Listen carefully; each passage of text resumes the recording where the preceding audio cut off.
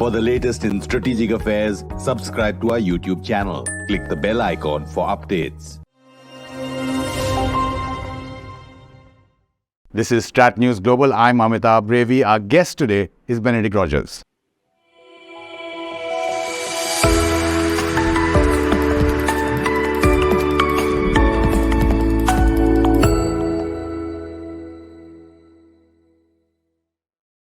Ben, great to see you in India. We've done a couple of online chats before, but welcome. I know it's a very hectic visit, but thanks so much for taking out time for us. No, it's a great pleasure. It's great to be here in person, and thank you for having me. Pleasure's all ours. Wanted to talk about your visit to Dharamsala and meeting the Dalai Lama. Of course, the book that you handed over to him already has a written interview with him that you had done earlier. But what can you share with us about the meeting with him? Well, obviously it was an extremely special moment. Like many people, I had followed His Holiness for many years with great interest. He's been a great inspiration for me. I had done a little bit of work, had a little bit of contact in the past with Archbishop Desmond Tutu, and of course their friendship is well known, and I'd followed the videos that they had done together and the books that they'd written together. So suddenly being in front of him in person was an extraordinary moment. It was a brief encounter. It was an audience. There were other people also having audiences with him. But I had a few minutes with him. And when I presented the book to him, it was very striking how his face lit up when he saw the Tibetan flag on the cover. And I was able to thank him for the contribution he'd made to the book. And then he had no hesitation in taking a photograph together with the book. So it was really a wonderful moment. Well, this is the book that we're talking about that Ben has written. And I like the tagline a lot, which is the book that Xi Jinping doesn't want you to read. Yes. Could you tell us a little bit more about this book? Because it's wide. It's talking about your personal experiences over 30 years in and around China, as well as each of the issues that the Chinese Communist Party is being extremely repressive or coercive about. Well, when I first started thinking about doing a book on China, initially I was a little bit hesitant because I thought there are thousands of books already on China. What can I possibly add that is new or of value? But the more I thought about it, the more I realized that among the many books on China, there were very few indeed, if any, that put together in one volume all of the diverse human rights challenges. So the crackdown on dissent, on civil society within China itself, but also what I would say is a genocide of the Uyghurs, the decades of atrocities in Tibet, the crackdown in Hong Kong, and then on top of all of that, the increasing threats to Taiwan. Also, the Chinese regime's complicity with two dictatorships on its borders, Myanmar and North Korea, and the threats that China now poses to the free world well beyond its borders. And so that's what I decided to do. I decided to weave in a lot of personal experiences. It's not a personal memoir, but I do draw a lot on my personal experiences to bring colour to the story, as it were. And I end the book with a chapter on what the international community should do about this growing challenge to us all. So let's take the issues one by one. Since we're talking about the Dalai Lama and your visit here primarily was focused on that. Tibet. I remember either reading or seeing an interview of yours from late last year where you were possibly lamenting the lack of focus on Tibet, or the spotlight on Tibet had kind of fallen off the grid. What is the situation currently in Tibet according to what you know? Well, the situation in Tibet, I think, is continued and indeed intensifying repression. Of course, Tibet is the place that has suffered probably longer than all the other elements in the book, because it's suffered repression ever since the invasion in 1950. And it was interesting, actually, the day I met the Dalai Lama was the 64th anniversary of his safe arrival in India after his escape from Tibet. But today we see Tibet as almost a laboratory for the surveillance state in China itself.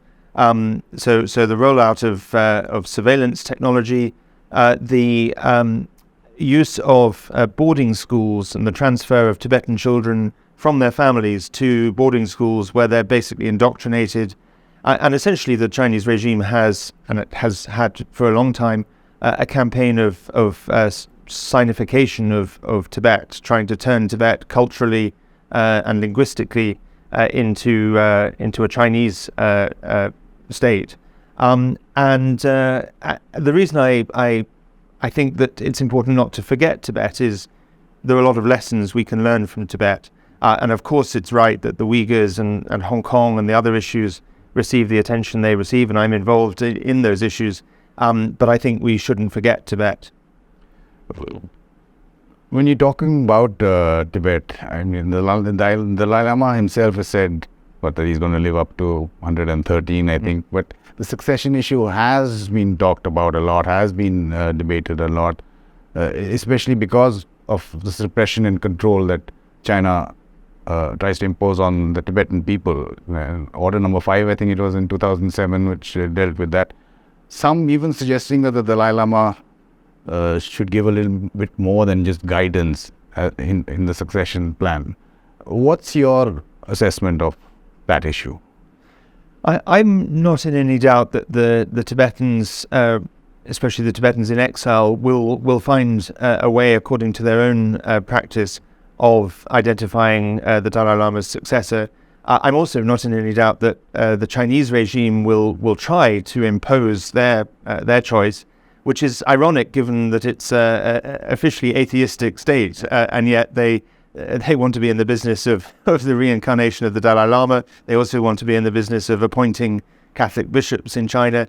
But I think that the Dalai Lama and the Tibetan community will find a way to choose a successor, and we may have a situation where there are two, in inverted commas, Dalai Lamas. But I hope the international community will be clear that it's the Tibetans' choice that we recognize, and not Beijing's puppet choice. Well, that's something that happened with the Panchen Lama when there are two of them. But again, it's completely fallen off the grid in the sense, does anybody know whether the original Panchen Lama is? I asked about this when I was in Dharamsala, and the answer I got was nobody knows. Nobody even knows whether he's still alive. And one Tibetan said to me, if he's still alive, why don't the Chinese regime, produce him, show him to us, and let us know how he's doing. But all they do is from time to time make statements saying, he's okay, he's well, but nobody actually has any details either about his well-being or his whereabouts. It's interesting what happened very recently when the Dalai Lama introduced the reincarnation of the Khalkha Jetsun Nampa Rinpoche of Mongolia. Explain the significance of him doing that in the larger picture of what we've been just talking about. Well, I think it's a timely signal to the world that the Dalai Lama and the Tibetan Buddhists have a long-established system for choosing key figures in Tibetan Buddhism, and that those figures don't have to come from within Tibet. And the fact that he's come from Mongolia is a sign that the reincarnation of key figures in Tibetan Buddhism can come from outside the borders of modern-day Tibet. And I think that's an important message for us. Your sense that you've got either on this trip or in your other experiences of the Tibetan youth, the new generation, is there a problem with this patience? Do they feel that there needs to be something more done? You think they think that the fight back should be maybe even with arms? Is there that kind of a thought, a process?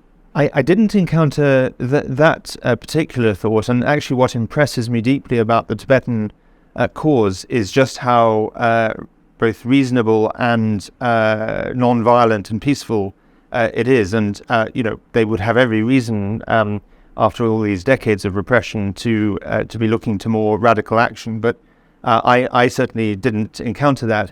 There are, of course, differences between His Holiness the Dalai Lama's middle way approach, which, at least in principle, is a profoundly reasonable and moderate approach, and I deeply respect it. I have a lot of doubts as to whether, under the current regime in Beijing, it's actually workable, given what Beijing has done to Hong Kong and to Xinjiang. But I admire the Dalai Lama for adopting such a reasonable approach. I did find, among other Tibetans that I talked to, that they don't share that approach. They want independence, and I respect their opinion as well.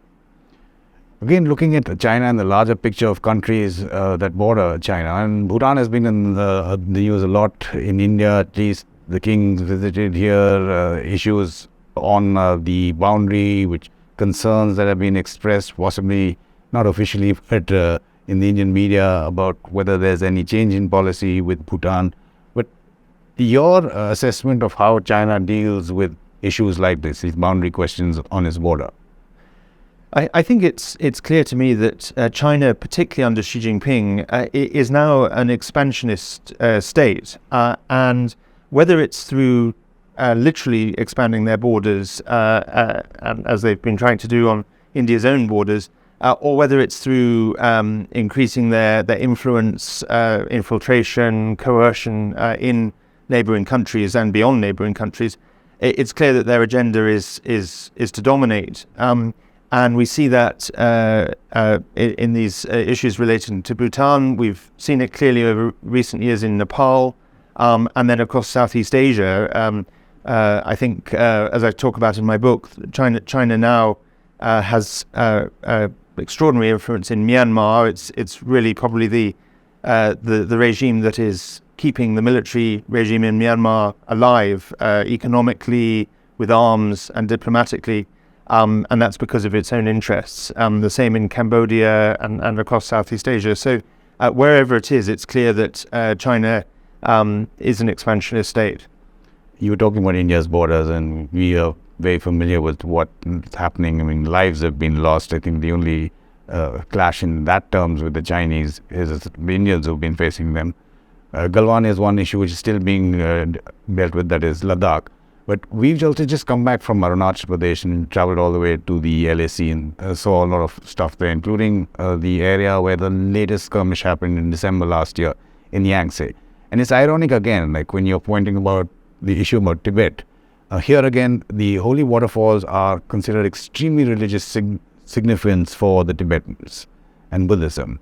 And the Chinese are trying to use that to bolster their claim on Arunachal Pradesh as what they call South Tibet. Yes, I mean, I think it is very ironic. The Chinese regime will repress religion most of the time, but it will try to weaponize religion when it suits it. And I think the threats to India is something that not only India itself, but the rest of the world should take very seriously. Xi Jinping seems to be, and over the last few years, seems to have been picking fights with everybody, and I think the places really for the world to pay close attention to are the India border, of course Taiwan and the South China Sea, and if China is allowed to gain any ground in any of those areas, that will be a major concern for the international community.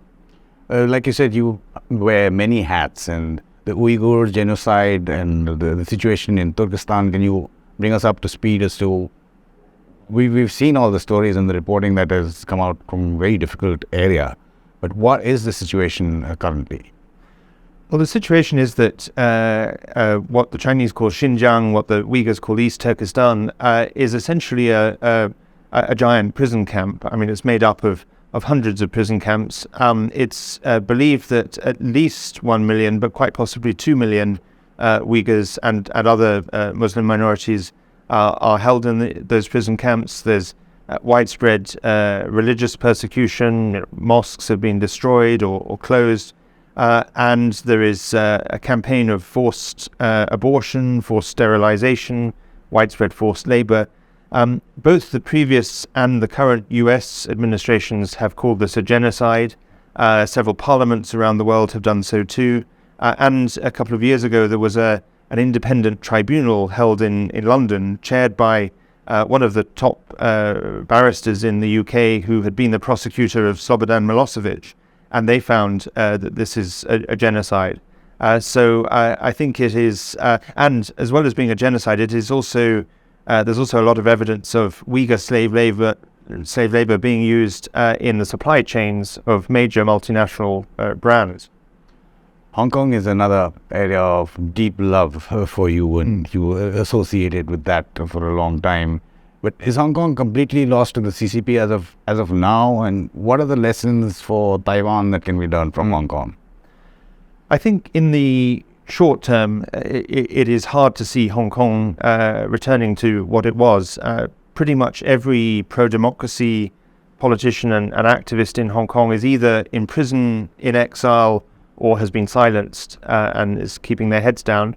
The press has been totally destroyed. There's no press freedom now in Hong Kong. There's basically no freedom of assembly. Even freedom of religion is now coming under some pressure. So Hong Kong has gone from being one of Asia's most open and free cities to one of its police states. And that's epitomized by the fact that the current chief executive, who was Beijing's appointee, spent his entire working life in policing, either as a frontline police officer or as Secretary for Security.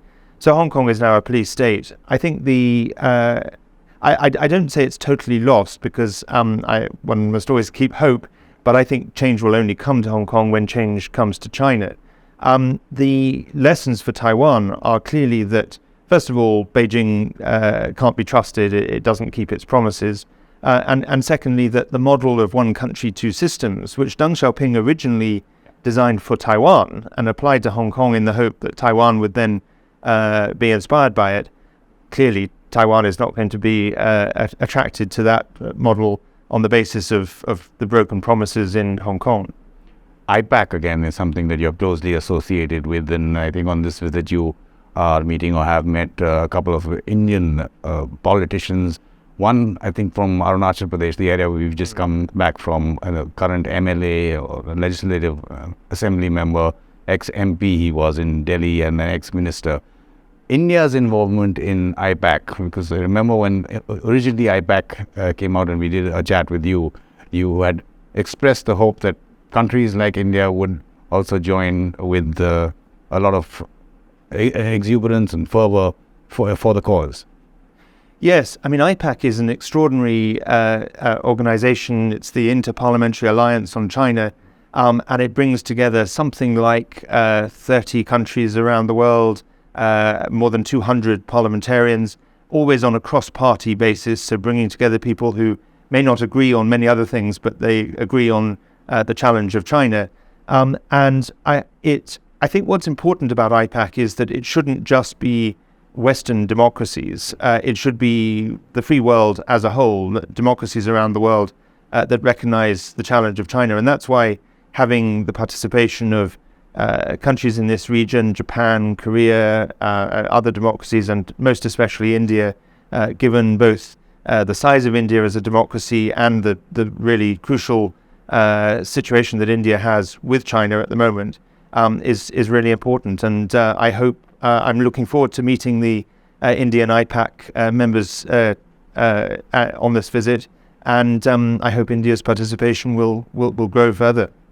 And Rogers, absolutely appreciate your time and sharing all your experiences and expertise with us on StratNews Global and, of course, our audience. Thank you very much. Pleasure has been ours. And for all our viewers, if you like this video, don't forget to hit the thumbs up button on YouTube. You can follow all our social media handles. There's a Telegram channel you can join where you'll get updates as to when we put up articles on our website or interviews like this with Benedict Rogers on our YouTube channel. This is StratNews Global. I'm Amitabh Revi.